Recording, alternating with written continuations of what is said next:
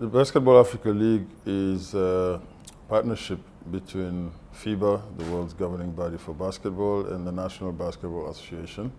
Uh, we are committed to building the Basketball Africa League into a world-class sports and entertainment property to provide talented young players from across the continent an opportunity to showcase their talent. I think there's a huge gap in terms of professional basketball in the continent. Since we opened our office in 2010, we focus a lot of energy and making sure we create participation opportunities for young boys and girls with passion for the sport. And we've spent the past decade since we've been at NBA Africa to just make the sport relevant, to make it accessible, to both young players and also fans who want to experience it. We've done, a number of initiatives, and we feel that, all that work now is culminating into this professional league that is going to attract global talent, that is going to also, contribute in so many ways in the economic growth of the continent, because, as we know, sports and entertainment contribute greatly in GDPs of many countries in the world, and we want to make sure that Africa doesn't get bypassed.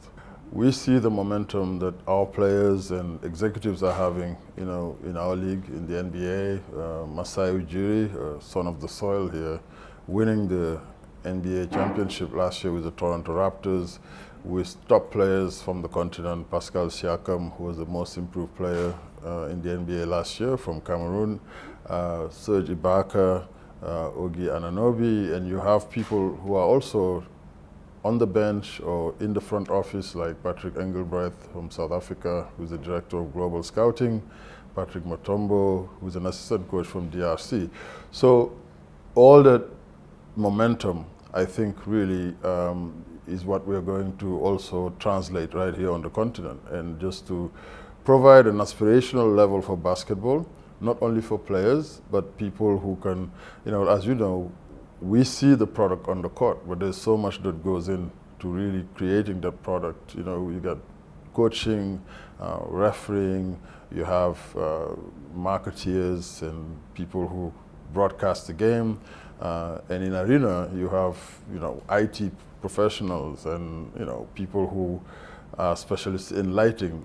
All those professions that really contribute to creating that incredible in-arena experience that you see in NBA courts. That's what we're going to create here, to grow the entire ecosystem, to grow the entire basketball industry, where people are going to make a living playing it or also working around it. At the NBA, for example, we pride ourselves in hiring the best in class in all professions, whether it's lawyers or business development people, finance specialists, and growing this league, that's what we really intend to do. So yes, it's a sports basketball league primarily, but at the same time, there's an incredible opportunity to grow a business that is going to contribute to the communities and also the GDP of countries across Africa. We had chosen 6 countries where the champions of those leagues participate automatically: Egypt, Tunisia, Morocco, Senegal, Nigeria, and Angola. And then we, through the partnership with FIBA, organize qualifiers where 35 countries actually registered to participate. I think that speaks to the interest that, across the continent that is there for the Basketball Africa League's inaugural season and beyond. So out of those 35 countries, 6 qualified. There was teams from Cameroon, Mali, Algeria, Mozambique, Madagascar, and Rwanda. So now we have our 12 teams. And as you see, it's a wide footprint, really representing all corners of the continent. You got east, west, north, and south. So that's that Pan-African footprint that our logo also, really translates and expresses. So those 12 teams will be divided into 2 groups of 6. And we are playing the regular season in 6 venues: in Cairo, in Monastir in Tunisia, in Rabat, in Dakar, in Lagos, and in Luanda. So we'll take 6 teams in one venue for a weekend, playing Friday, Saturday, Sunday, and then the following weekend we take the other set of 6 to another city for the same format. And then at the end of the regular season, we will pick, the top teams to play in the playoffs, and then from the playoff rounds, we'll pick the final 4, the top 4 teams that will play in the finals that will be hosted in Kigali. And then in the end, the champion will be crowned, and there will be incentives, for winning the championships. Are there incentives for all these teams, in participating in the Basketball Africa League from March?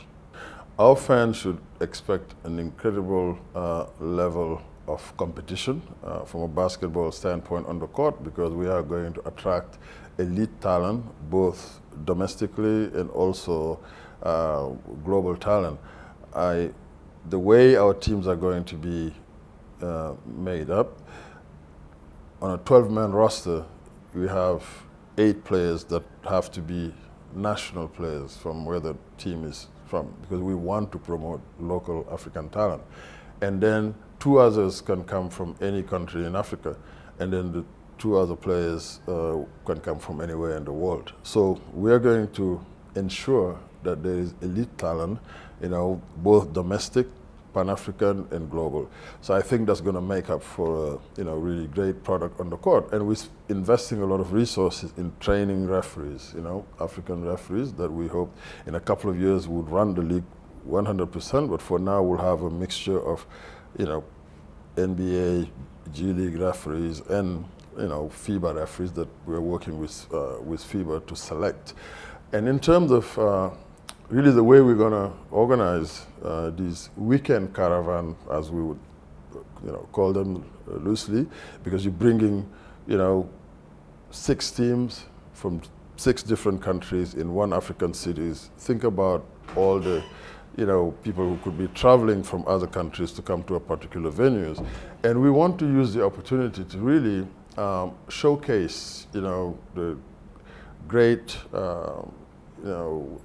art and fashion, music, and culinary art that our continent is known for, and we have to showcase. Because really, I think building the creative industry around basketball is going to be, I think, a legacy for this event. So our fans, would be looking forward. Hopefully, I will be,